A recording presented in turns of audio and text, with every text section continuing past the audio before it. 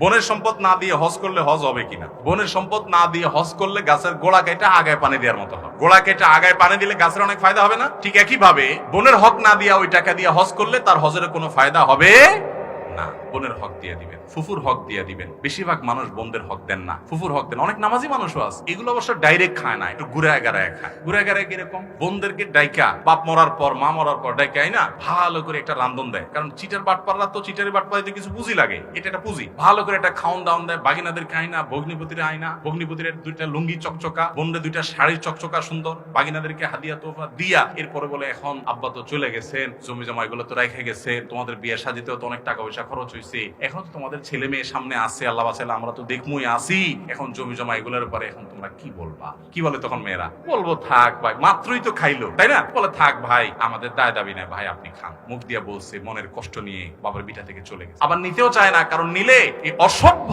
সংস্কৃতি বলবে যে বাবার বাড়ির থেকে হক নিয়ে আসছে, তাহলে এই বাড়িতে আবার আসবে কেমনে? ঠিক না? আবার আসবে কেমনে? ভালো করে শুনে রাখ, আপনার বোন আপনার বাবা মা মারা যাওয়ার পর তাদের সম্পদ থেকে যে হক পাবে, পাই পাই করে হিসেব করে এটা মূল্য বের করে তাদেরকে দিয়ে দিবেন।